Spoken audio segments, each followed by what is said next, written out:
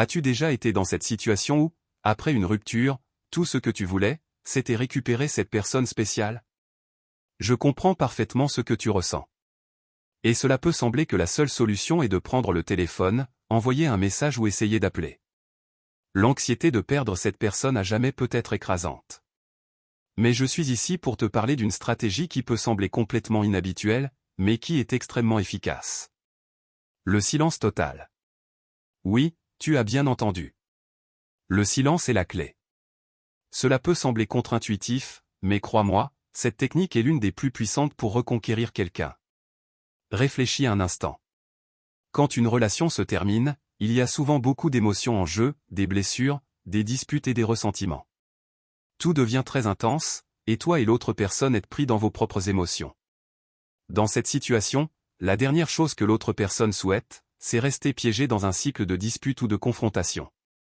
Forcer le contact à ce moment-là, en essayant de tout résoudre d'un coup, peut non seulement aggraver la situation, mais aussi éloigner encore plus cette personne de toi. C'est comme essayer de pousser une porte alors qu'elle est tirée de l'autre côté. Plus tu insistes, plus elle devient difficile à ouvrir. Beaucoup de gens tentent de s'expliquer, de s'excuser de manière insistante ou même de supplier pour une seconde chance. Mais ce genre d'attitude fonctionne rarement. En réalité, au lieu de rapprocher, cela tend à éloigner l'autre personne. Elle peut se sentir oppressée, étouffée, et cela produit l'effet inverse. Plutôt que de créer une opportunité de réconciliation, cette pression peut détruire toute chance de reconquérir cet amour, car la personne associe cette insistance à plus de conflits, de disputes et de drames. Au lieu de chercher à réparer les choses immédiatement, la meilleure approche est de donner de l'espace. Laisse l'autre personne respirer, tout comme toi, tu as besoin de ce temps pour réfléchir et te calmer. Le silence total permet cela. Et surtout, c'est pendant ce moment de recul que la nostalgie commence à s'installer. Quand tu ne forces pas le contact, l'autre personne commence à ressentir ton absence de manière naturelle. Elle a le temps de se souvenir des bons moments que vous avez partagés, sans la pression des disputes ou des tentatives forcées de réconciliation. Cet espace crée une réelle opportunité de se reconnecter, sans les émotions négatives encore fraîches qui pourraient nuire à une seconde chance. Ce silence offre une chance de réflexion pour vous deux. Mais ce n'est pas seulement à propos de l'autre personne. Cette période sans communication est aussi pour toi. C'est une occasion de te concentrer sur toi-même, de te renforcer et de redécouvrir ce qui compte vraiment. Je sais que cela peut être difficile au début. L'envie d'envoyer un message ou de passer un coup de fil peut être presque irrésistible, mais c'est précisément là que réside le pouvoir du silence. Lorsque tu prends du recul, tu crées un vide. Et c'est dans cette absence que l'autre personne commence à réaliser ton importance. Pendant que tu gardes le silence, profite de ce temps pour te renforcer. Durant cette période, tu as l'opportunité de travailler sur toi-même, de grandir, de mûrir et de réfléchir à ce que tu veux vraiment. Cette croissance personnelle est essentielle, car non seulement elle te fait du bien, mais elle est aussi remarquée par l'autre personne. Plus tu investis en toi-même, plus tu deviens confiant et intéressant. Tu te demandes peut-être: combien de temps doit durer ce silence?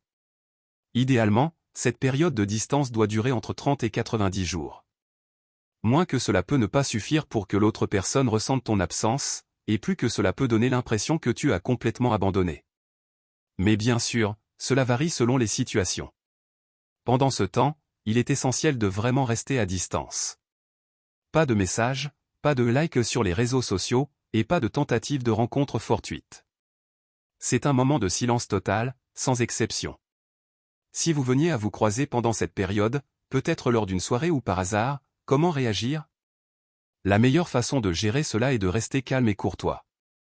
Respire profondément, souris, montre que tu vas bien et, si possible, quitte rapidement la situation. Évite de prolonger la conversation et, surtout, évite de parler de la relation ou de raviver de vieilles blessures. Le but est de montrer que tu es en contrôle, confiant, et sans désespoir. Pendant ce temps, concentre-toi sur ta croissance personnelle. Tu te souviens de ces hobbies ou projets que tu avais mis de côté? C'est le moment de les reprendre. En te consacrant à des activités qui te font du bien, tu te reconnectes à qui tu es vraiment, et cela a un impact énorme sur ta confiance en toi. Quand tu te sens bien avec toi-même, cela se reflète dans la manière dont les autres te perçoivent. La confiance que tu gagnes en te consacrant à ce que tu aimes te rend naturellement plus attrayant, et les gens autour de toi remarquent ce changement. La personne que tu souhaites reconquérir verra aussi cette différence et remarquera que tu es en pleine évolution, ce qui augmente tes chances de reconnexion. Plus important encore, en te concentrant sur toi-même, tu deviens moins dépendant de la validation des autres. Lorsque tu réalises que ton bonheur vient de l'intérieur, tu te sens plus en sécurité et moins sous pression. Cela transforme ton attitude et fait en sorte que tu présentes la meilleure version de toi-même au monde, sans désespoir ni besoin de validation. Et il y a encore un avantage. Ce temps de silence est aussi une opportunité pour réfléchir à la relation. Quand les émotions se calment, tu peux voir les choses avec plus de clarté. Cela te permet d'analyser ce qui n'a pas fonctionné, d'identifier les problèmes et de réfléchir à la façon de les résoudre à l'avenir. Après tout, il ne sert à rien de reconquérir quelqu'un si c'est pour répéter les mêmes erreurs qui ont conduit à la rupture. Comment savoir quand est-ce le bon moment pour reprendre contact? C'est une question que beaucoup de gens se posent. Après la période de silence, le meilleur moyen de tester la situation est de faire un contact léger. Un simple « Salut, comment vas-tu » est suffisant pour voir comment la personne réagit. Si la réponse est amicale et sans rancune, c'est bon signe. Mais si elle est froide, agressive ou indifférente, il se peut qu'il soit nécessaire d'attendre encore un peu avant de réessayer. Quand tu sens que le moment est venu, avance doucement. N'entame pas une conversation profonde et ne cherche pas à tout résoudre d'un coup. Garde un ton léger et décontracté, demande comment la personne va, parle de choses neutres et quotidiennes. Le but ici n'est pas de parler de la relation ou de revenir ensemble. C'est juste de reprendre contact de manière naturelle. Et rappelle-toi de ne pas en faire trop. Bombarder l'autre de messages ou forcer le contact ne fera que l'éloigner davantage. L'équilibre est essentiel. Si les conversations se passent bien, il se peut que ce soit le moment de proposer un rendez-vous. Mais encore une fois, il est important de rester calme.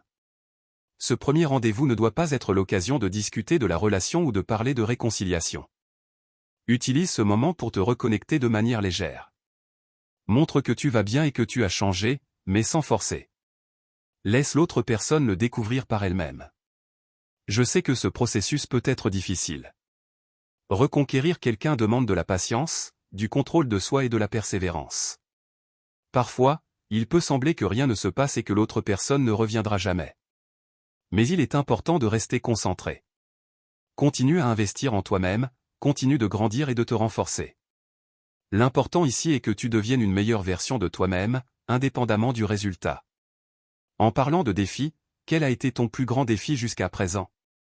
As-tu déjà traversé une situation où le silence a tout changé? J'aimerais beaucoup entendre ton histoire. Partage ton expérience dans les commentaires. Si tu as suivi cette stratégie jusqu'ici, tu es sur la bonne voie. Continue de montrer, de manière subtile, les changements que tu as apportés à ta vie. Et lorsque le moment sera venu, propose des petits rendez-vous ou des conversations plus fréquentes. Mais toujours avec modération. Montrer de l'intérêt sans paraître désespéré est la clé pour que l'autre personne ressente que le désir de réconciliation est naturel et réciproque. Maintenant que tu es arrivé jusqu'ici, je veux t'inviter à cliquer sur l'image qui va apparaître ici à côté de moi. Cette vidéo va t'aider encore plus dans ce processus. Ne manque pas l'occasion d'apprendre quelque chose de nouveau et de continuer ton chemin vers une vie amoureuse plus épanouie. Et même si, à la fin, la reconquête n'a pas lieu, souviens-toi que tout ce processus t'a apporté quelque chose de très précieux, ta croissance personnelle.